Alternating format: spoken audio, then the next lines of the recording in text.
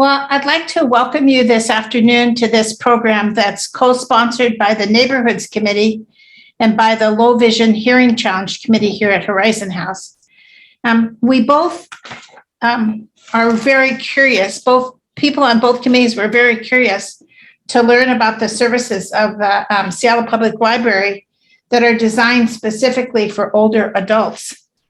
And when I contacted Emily Billow here, who is the older adult program manager, she just immediately responded and said, of course, I'll come and do a program for you, which is always very satisfying when you make contacts.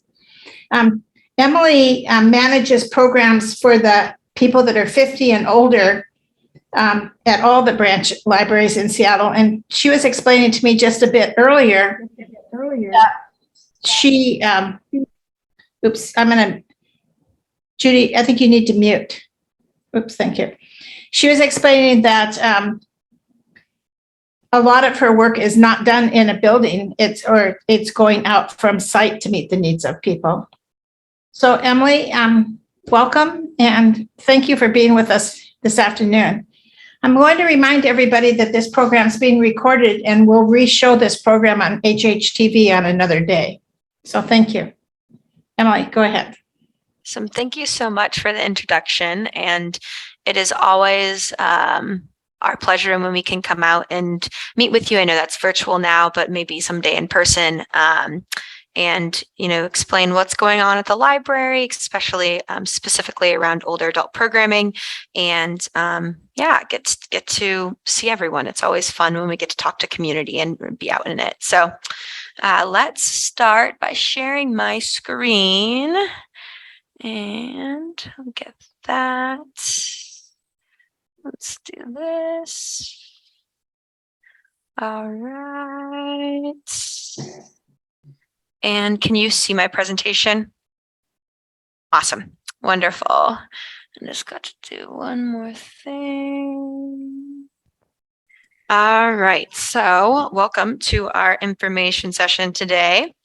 A little bit about me. My name is Emily, and like Gini just said, I am the older adult program manager. I work out of a special kind of section of the library that focuses specifically on outreach and outreach to communities in community instead of necessarily coming to branches. So it's kind of a different approach on library programming that you guys may seen before.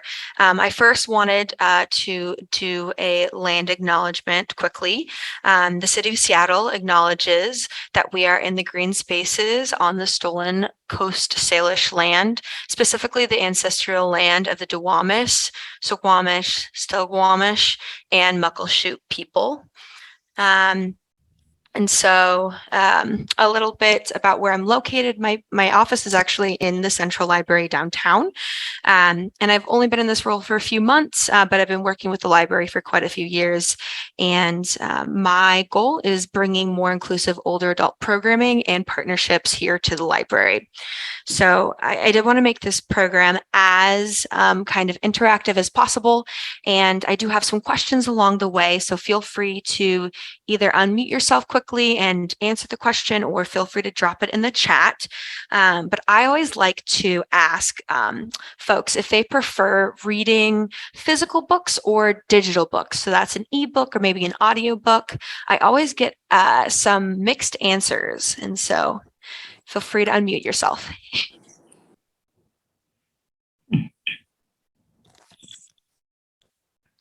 Well, I'll answer by saying it depends on the book, which way I like to read it. So if it's like fiction that I'm reading at night as I go to sleep, I like to have it on my e-reader.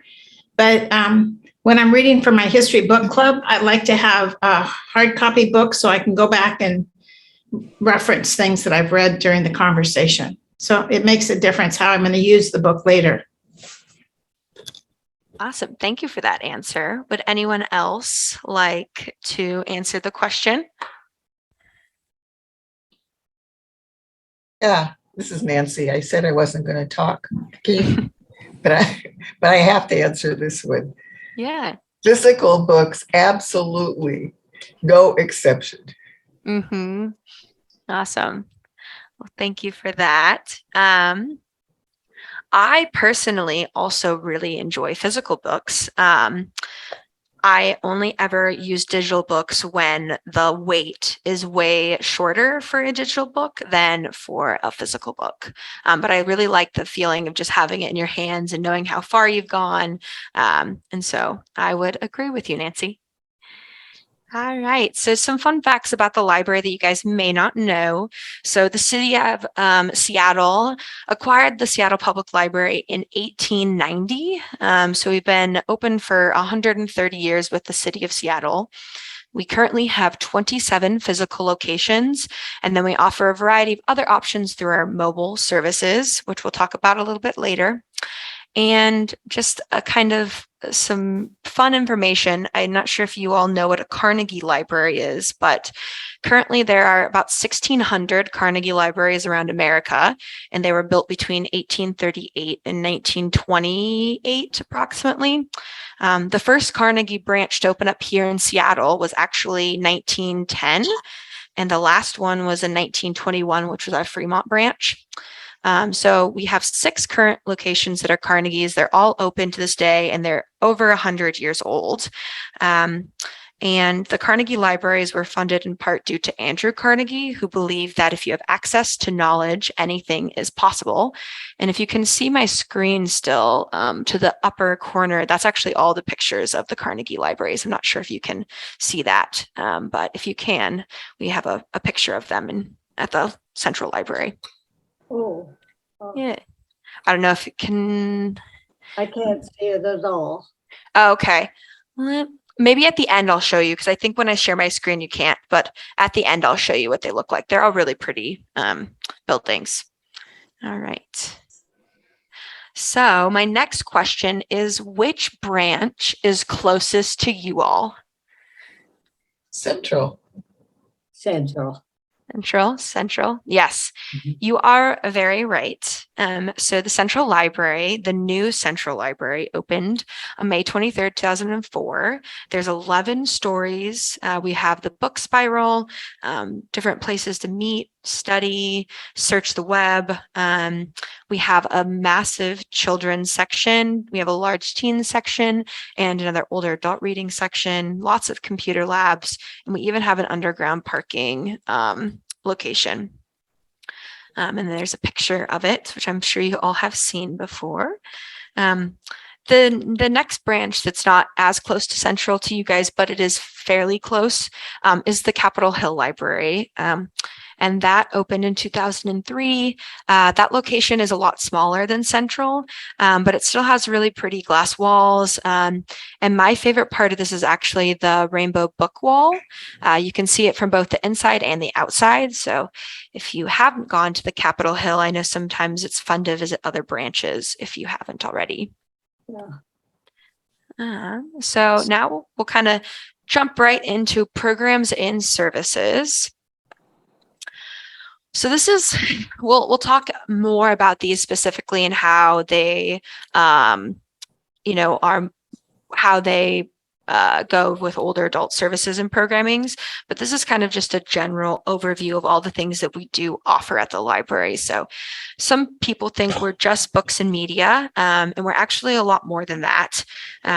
We offer all types of events. We offer business help, library and book programs, author programs, arts, technology, classes, and all other sorts of things. And in the pictures, you can see a computer lab, and then that's me at an outreach event. And then we can see that there's some kind of like arts class going on in the middle there. So, question for you all. What older adult topics does the library cover? Or older adult services do you think we have? And what topics would you like to see us cover if you have any that come to mind? Oh, dear.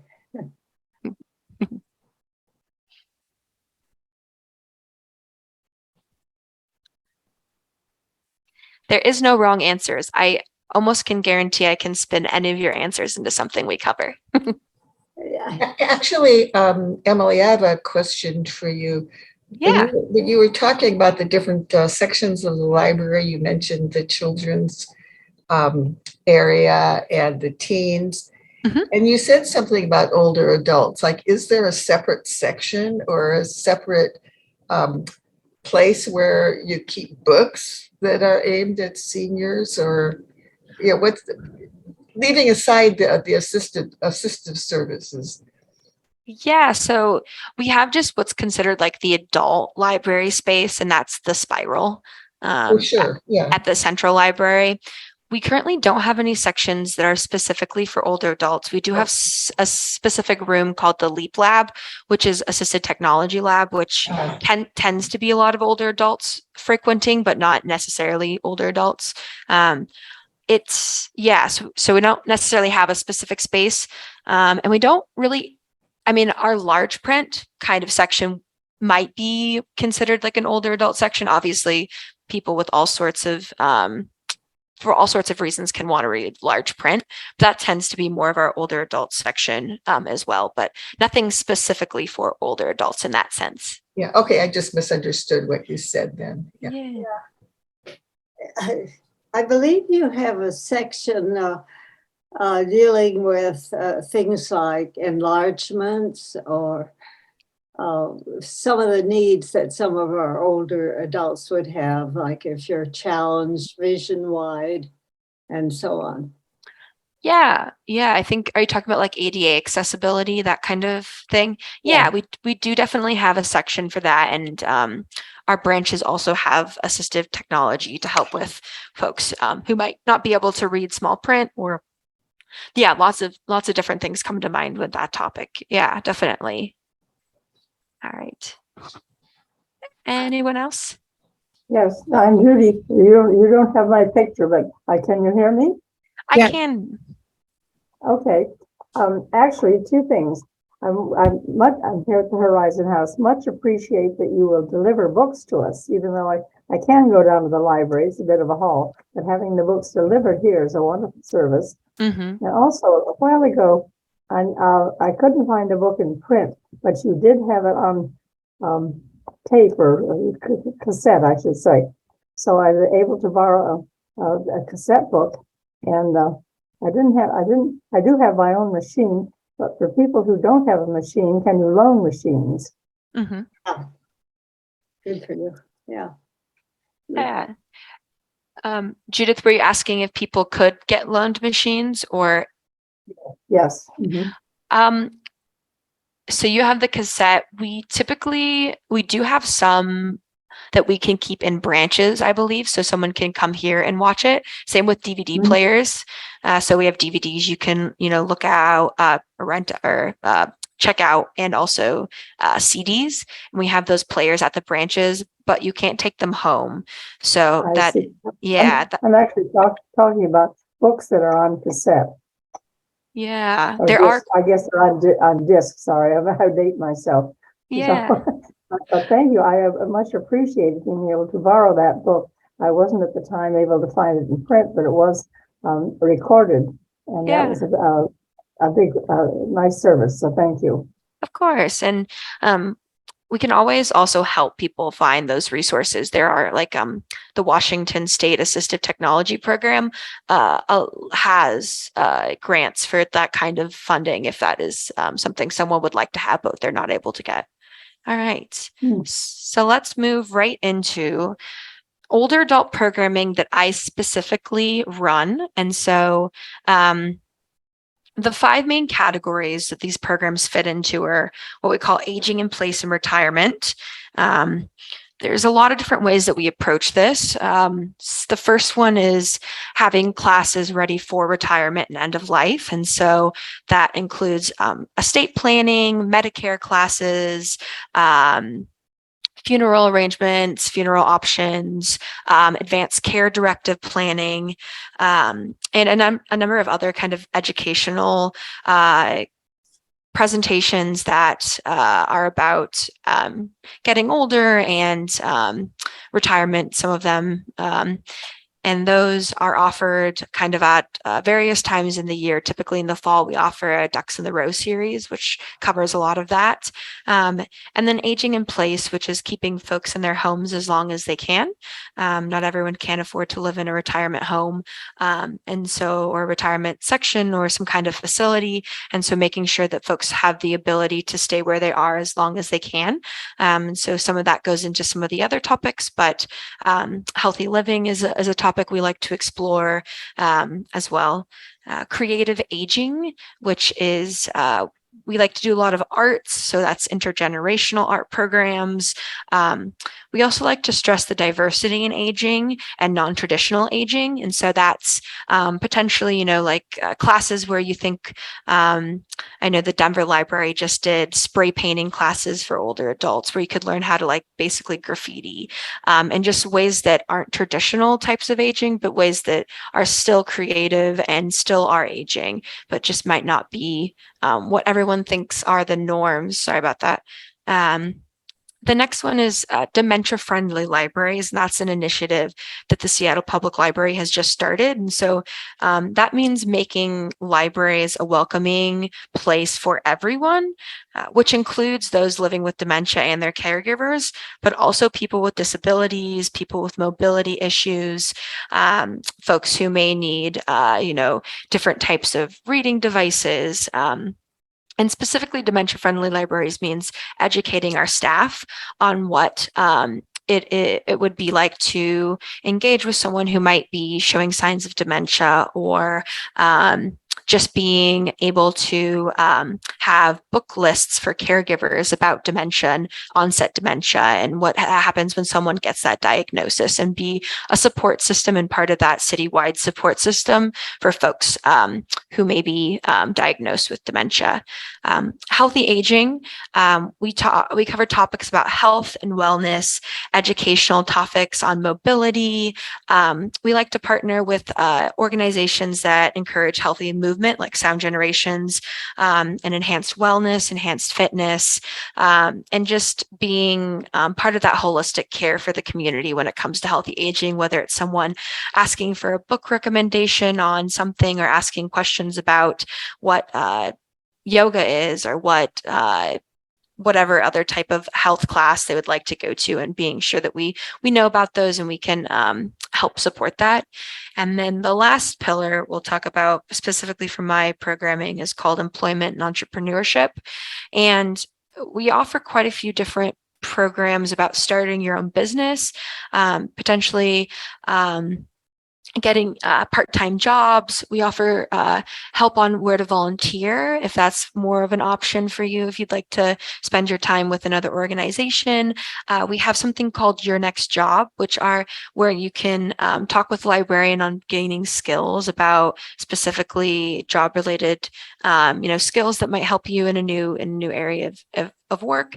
And then Your Next Skills, which are kind of preparing you for that next step if you would like to change careers. And I mentioned that because my programming is supposed to be for 50 and up. And so many 50-year-olds are still in the workforce, even 60 and 70-year-olds are now and still in the workforce.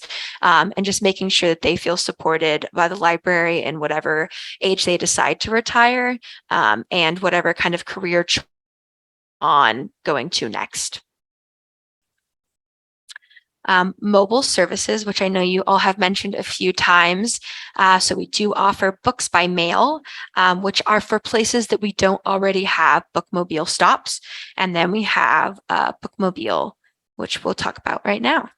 So we visit you all on the third Tuesday of every month. So we just came today. Our next date is September 20th and then October 18th. During our visits, you can sign up for a library card, borrow books, movies, music, all kinds of things. Our librarians will help you get book recommendations, or learn how to download ebooks. We have a great selection of large print books and popular peak pick books, which are books that we choose every month at the library to have a wider distribution. And then Anything borrowed from Removal Services is loaned out for 5 weeks, which is the maximum time between visits. If you would like to sign up, or if you'd like to ask more questions, you can always go down to your stop. Your stop is just outside the Terry entrance of your guys' building. And you can always give us a call at Quick Informations if you'd like to sign up for that as well. All right. Next slide. Library to business. So we have a few different options for this. We have one-on-one business appointments. We have business research tools, or ask a business question. And what we found is some older adults have really great ideas about new types of businesses or entrepreneurships or services that can be offered.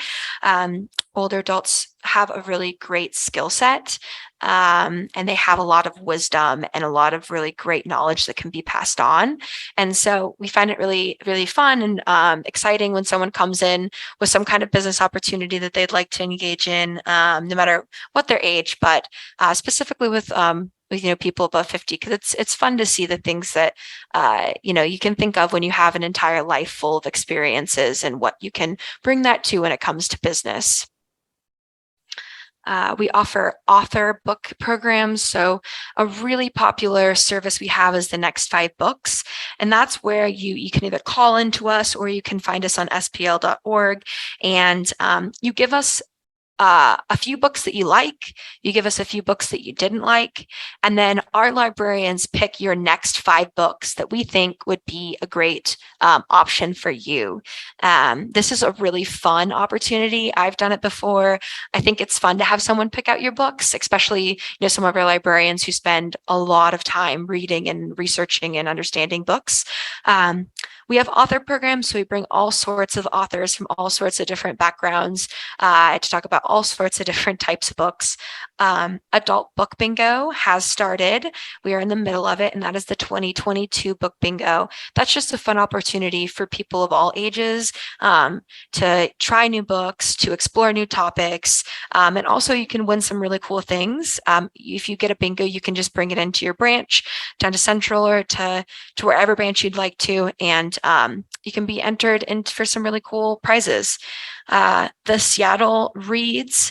Seattle Reads is a program. It's a citywide initiative, and we choose a book every year, and then we disperse it throughout Seattle as widely as we can to get as many people in the city to read the book as possible. And then we bring the author in for a talk, and we ask them questions that the community has had because of it, and we try to engage diverse communities in this. So this year our book is The House of the Broken Angels. It's to the bottom left there. It's by Luis Alberto Herrera, and it's available in both Spanish and English, and he will come and do author programs in both Spanish and English, and it's a really great way for the communities to connect, and also just for everyone to have the thought about the same books, and it's a really great way to come together as a city. This book is really great. If you haven't read it already, it will be available in the branches to take very soon, and the Bookmobile will have a few of them as well if you wanted to pick this book up and read it with everyone else in Seattle. Arts and museum passes. We have museum passes to a lot of different places. So the Burke Museum, Wooden Boats, Center for Wooden Boats, Museum of Flight, the Mopop, Seattle Aquarium, Woodland Park Zoo. Those are all available a month in advance. So if you would like to go, you can always book them out. And most of the passes are good for a few people. And you can go to these museums for free, and they can be expensive if not. So that's always a great option. Here at Central, we also have the 8th floor gallery. And if you are at Central, it's always nice to stop by and see what kind of art's in there or what kind of installation they have. And also a great chance to look around the spiral if you aren't familiar with that. We offer different kinds of art programs, whether that's visual art, watercolor, pastels, all kinds of acting, drawing classes, but we also have music that hopefully will be back at Central sometime. That's always really fun when you can listen to live music. And then a really popular service for a lot of older adults is our genealogy collection. It's one of the biggest in the Northwest. We have 2 genealogy librarians, and they can assist with research. They offer tours of our collection, and we have different classes on research. You can also schedule an appointment with them, and they can actually like help you figure out more of your heritage or your lineage if you want to.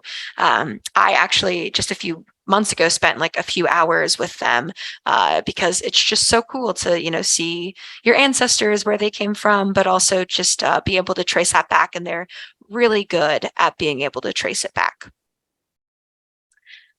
Technology. So we offer a few different things here at the library. We offer online learning classes. So that could be like a LinkedIn learning class, but we also do offer some tech classes in person at branches. So that could be like a Microsoft class, or learning how to use your email, or searching with Google, or there's a lot of different classes that we have that we offer.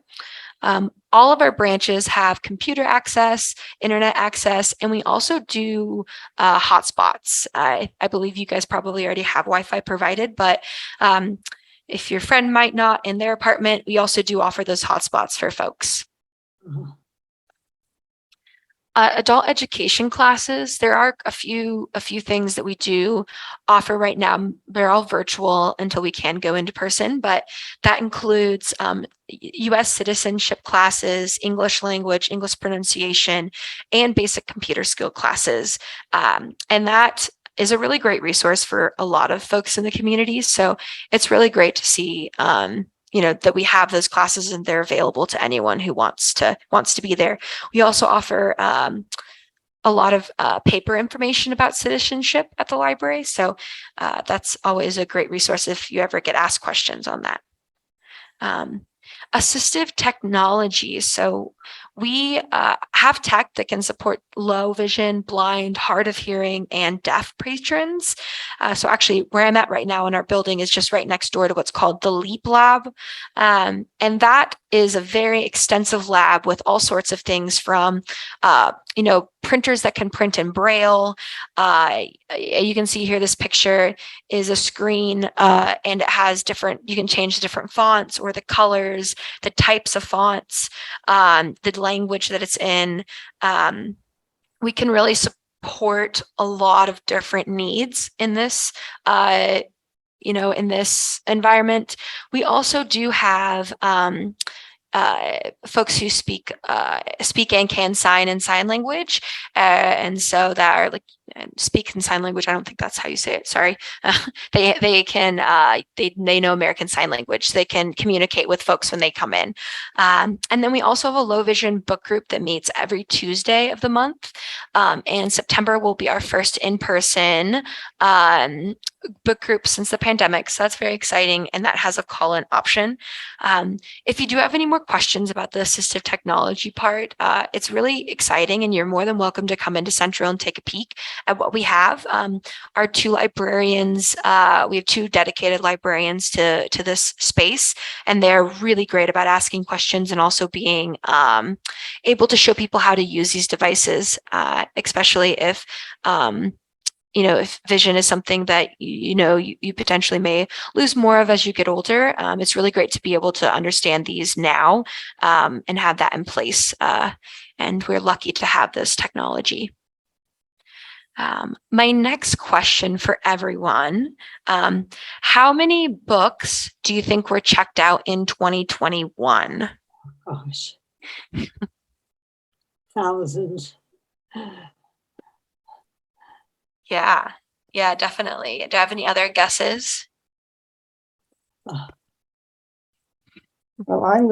this is Judy. I'm going to guess 500,000.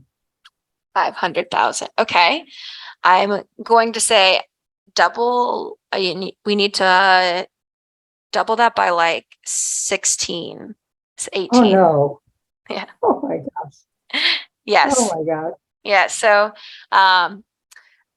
there in 2021, we had a total of 9,742,000 books, physical copies, and online ebooks checked out for 2021. So just about 9.5 million.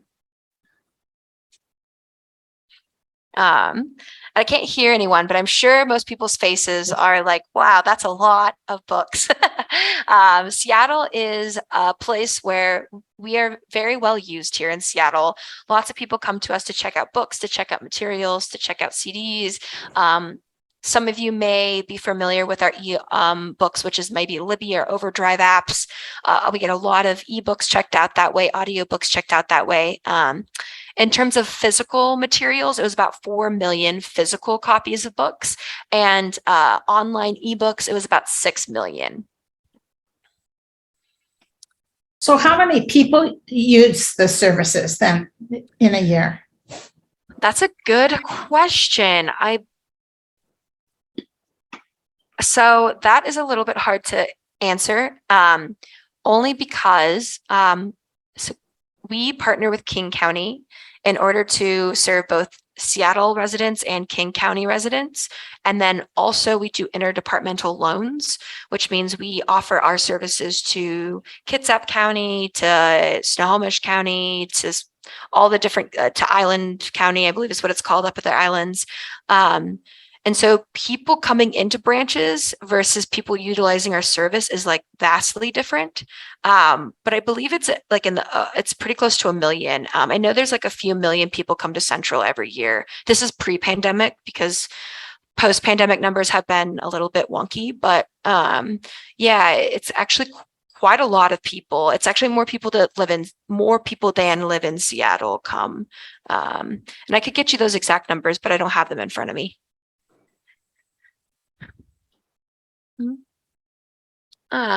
So for books and media, we have Libby, which is an app for ebooks and audiobooks, or you may know it as Overdrive. We actually offer media as well through Hoopla and Canopy. So that is movies, documentaries, all kinds of things. And if you have a smart TV or even if you have a computer, I would suggest you check it out. There's actually some really great videos that are only available on there. There's some really great independent artists that can't be mainstream, so that they're there, and that's another really great option. And then, of course, as most of you know, we have our physical books and our physical media inside of branches, which is we have a very large catalog as well. The Seattle Public Libraries partners and is a part of what's called the Age Friendly Initiative for the city of Seattle. And Age Friendly Seattle is housed in our downtown as well. And it's a kind of a part of the government, a part of the city government. And we offer these things called gold cards, which you guys may have heard about. I always like to put in a plug since they are a great service for older adults. And they offer a lot of different discounts, 77 different discounts, including free access to different types of museums. I believe the Seattle Aquarium, % off of certain restaurants. They are free for seniors, for older adults to get. So we will be offering them again at libraries soon. And we also, they're offered at community centers, and there's quite a big list of where they're offered. If you just type in age-friendly discounts into the seattle.gov. Any questions on those, the gold cards? Okay. Yes, but if you want any information, please let me know. They are free, so it's a really great option if you want to save some money. My next question is, who here has a library card? We all do. I think we all do. All right. I see a few people. Yeah. Does anyone here not have their library card? True confession. Not to put anyone on the spot. All right. It seems like most folks have them, which is great. I always like to say. But there will be people who watch this on TV who may not have them. So yes, exactly. So getting a library card is very easy here. If you don't have a library card or if you have lost yours, you can get a new one online now at www.spl.org. Or you can always go to your local branch and we can figure it out for you. We encourage everyone to get a library card.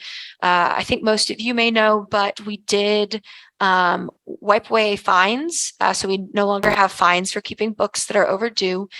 We do encourage people to turn them in on time, but we don't want that to inhibit folks from checking out books. So if, 10 years ago you had a lot of fines and you don't want to come because you're afraid of those fines, you can now come and those fines are gone. We encourage people to come and check us out. You also don't have to have a card, obviously, to go to branches because this is a service the city provides. But if you do want to check items out, you will need a library card and to use any of the online kind of services that I listed before. And that is the end of my official presentation. But I would love if anyone had any questions about any of the programs. Okay, this is Judy speaking. I can't raise my hand because you can't see me. No So worries. How has this no fine worked out? I mean, do you lose a lot of books? We did end this in 2020, right before the pandemic started. And so we're not entirely up to pre-pandemic circulation yet. So we don't entirely know. And I think we won't know for a few, maybe 5 years after it. But as far as what we're seeing right now is no, it hasn't affected folks from, keeping books later.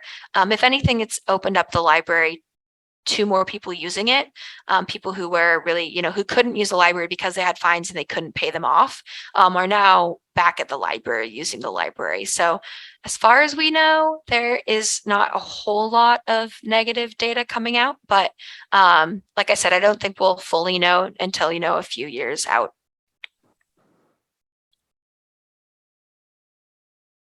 Any other questions? What about a book that's damaged? Yeah, so it depends on how badly it is damaged. And if you never return a book, we do charge for that book. But it does depend on the damaged book. If it's damaged beyond usability, we do ask that you pay for the replacement still. Good question. Do you have classes on searching online, or did you mention that? Yes, pre-pandemic we did. We haven't gone back to full kind of capacity for, I'm going to stop sharing so I can see everyone's faces.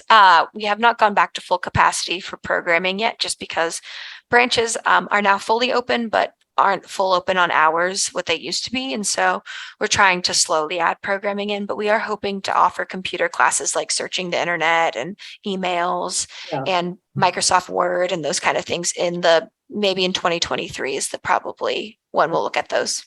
Yeah, it's a wonderful catalog, but I spent some time today trying to find and search, and I didn't have the little handout you have, next 5 books. Mm-hmm. I fished around and finally found it. But the other thing that happens with some of us is you might use it once and the next time, and I have used it before. I thought, now how did I do that? Mm-hmm. So we almost need refresher courses too. But it worked out very well for me. But it's a challenge. It's a challenge for all of us. Yeah, definitely. And I think you spoke to our website can also be a little bit confusing as well, trying to find things. So you're not the first person who said that at all. I even sometimes have trouble finding things on there. So, but yes. It's very rich. It just blows me away. There are different ways you can search it. Yeah. I'm blown away with Google too. So. Oh, this is Nancy. I just wanted to say something about that, which is that you can always call the library Sure. the person who answers the phone knows everything. I mean, I've been so astonished at what I've been able to ask Yeah. and get an answer. So I'd advise Mary that you keep that option in mind. I use the Ask the Librarian option. Mhm. There's this, well, it's wonderful what's there. Yeah, it's a fun kind of backstory behind that as well, is that we actually have an entire department called Quick Information, and they're basically like little computers themselves, and they just know everything about everything. I swear. I even ask Quick Information a lot of times. It's just they know everything about libraries. They know everything about library programs in Seattle and public services. And so even if it's not necessarily a specific library question too, you can always ask them. They're very helpful. And a lot of them are actually trained librarians just in information and this kind of information giving. So they are really great at being able to provide you an answer and very quickly, as you have mentioned. Yes, very quickly. And if not, they always forward it on. So like Mary, you said, you probably use the Ask Librarian feature. And if it's an older adult question, it actually gets sent to me or to my department.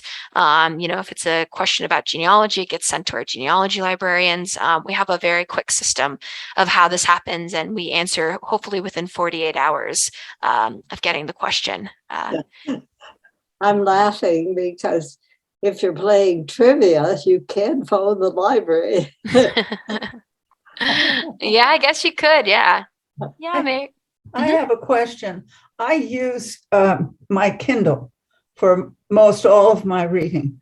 Mhm. And sometimes I can't get it through Kindle. I forget now what the name of the other service is, but I'm not sure how to go about getting a book via that other way.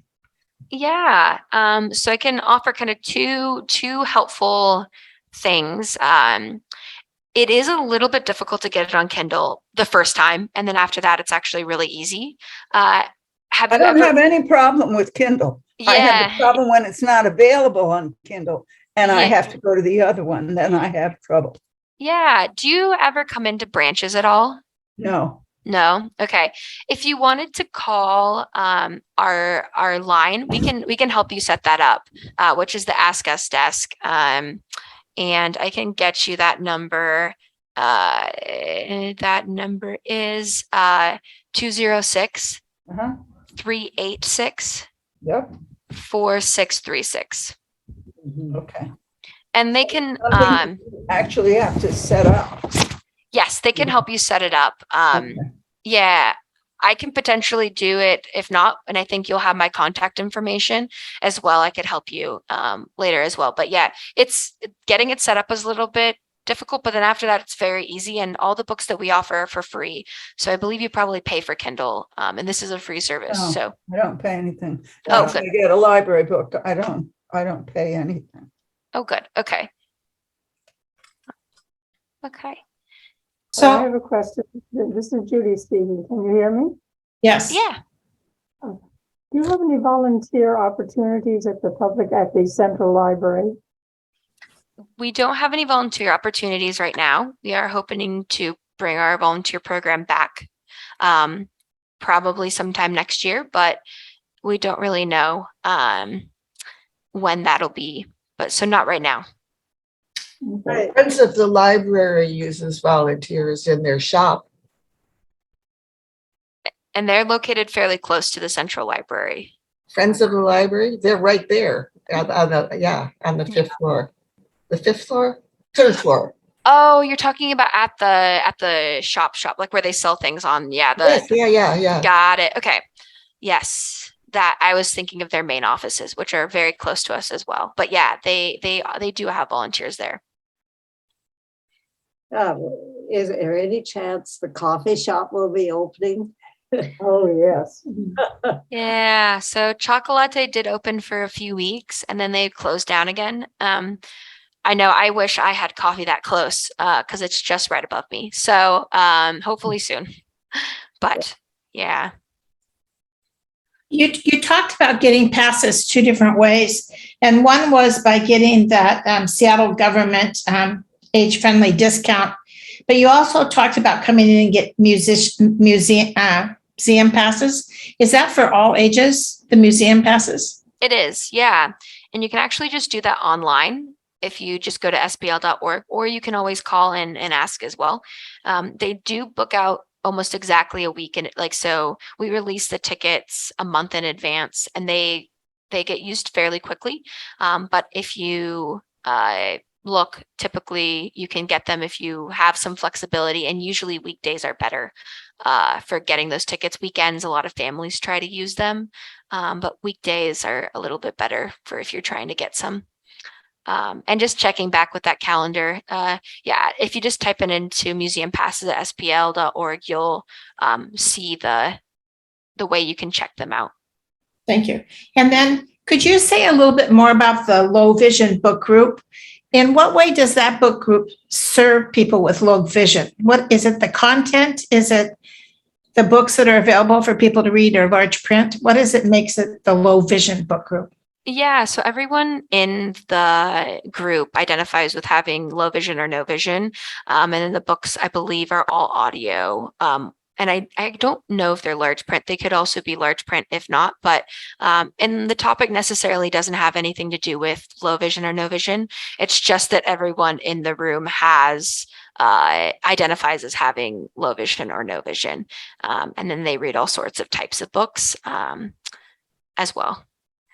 And the main reason behind that is it acts sort of as a support group as well to cover topics that, might be kind of the same for all folks. Obviously, everyone's experience with having, low vision is different, but I think the goal is to kind of be a little bit more of a support and just see how diverse it can be for folks that, experience having lower vision or no vision at all. And they have been meeting pretty regularly throughout the entire pandemic as well. So that's been one of the programs that we kept going virtually. What about the civic coffee? I saw that on the screen. Is that like a book group or what? Yeah, so Civic Coffee is a monthly program that we run with Age Friendly Seattle, and we bring in government officials, nonprofits, senior centers, artists, just local folks around the Seattle area to talk about a topic. So this month is financial exploitation and fraud. And so we are bringing in a few people to talk about that. And it's kind of a panelist discussion. So we have a few folks who are either experts at the topic or work in that area. And they talk about, what their experience is with it. How can you protect yourself? What they suggest, those kind of things. Like the following month, we're doing older adults in art. And we're having someone potentially from a senior center who, runs art classes. And previous, we did Parks and Rec month. So how to stay mobile in older ages and like what kind of programs are available to the public. And we had people from the city at Parks and Rec and people who do enhanced wellness and fitness, which are usually ran at parks buildings. And also dementia-related programming that runs out of Parks and Recreation as well. So yeah, those are the third or fourth Thursday of the month. And those... In the morning or afternoon or? Yeah, it's from 10:30 to noon. Yeah. And those are actually offered in person at the Central Library. So if you did want to come to an in-person event, and we also offer them virtually. So they're a hybrid option. So feel free to go whatever option works best for you. Yeah. And would we find this online? Is it online or?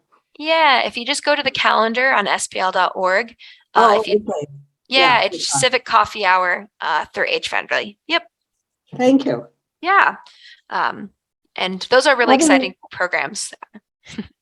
Yeah, Judy? How do we access interlibrary loan? Yeah, it's a great question as well. So interlibrary loan, I am assuming some of you are familiar with it, but that means that there is an item that we don't have in our collection that another library does have. And so what you can do is you can ask them to give that material to you through our library system, basically. And we have a sheet for it online. You can also call in the quick informations and ask. Obviously, I don't think everyone who applies for an interlibrary loan gets accepted, but I believe it's pretty much if you do apply, then you will get the material. And I don't know a ton about interlibrary loans, but I do know that there's a sheet you can submit online to get one. And if not, you can always give us a call and talk with a librarian about how to submit.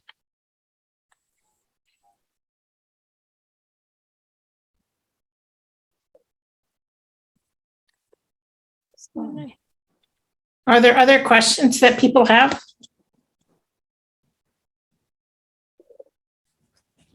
Well, thank you for coming today. This has really been informative.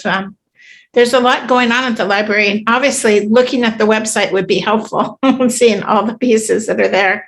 But to even know that some things are there to look for them is helpful, I think. Yeah, I think it's also sometimes when someone explains it, it's a little bit easier than just trying to read what's there and hope that it's the right program that you're trying to think about.